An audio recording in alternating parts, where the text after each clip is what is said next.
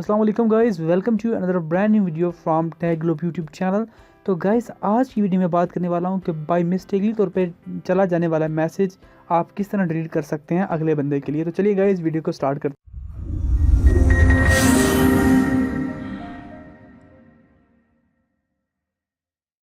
तो guys for example ये मैंने एक वो कन्वर्सेशन ओपन की हुई है। अब मैं कोई मैसेज सेंड करता हूँ, जैसे ये मैंने मैसेज सेंड किया। अब मैं चाहता हूँ कि ये मैसेज बाय मिस्टेकली चला गया या फिर ये अगले बंदे को नाम पता चले, तो मैंने जस्ट इसके ऊपर टैप करना है और डिलीट रिमूव के बटन पर क्लिक करूँगा तो रिमूव फॉर एवरीवन का ऑप्शन आपके सामने आ रहा है। इसके ऊपर अगर आप क्लिक कर देंगे तो आपका ये मैसेज जो है वो आपके लिए भी डिलीट हो जाएगा और अगले बंदे के लिए भी डिलीट हो जाएगा। और याद रखिए इसको डिलीट करने का जो टाइमिंग है वो 10 मिनट है। 10 मिनट के अंदर अंदर आप जब इस मैसेज को डिलीट कर सकते हैं।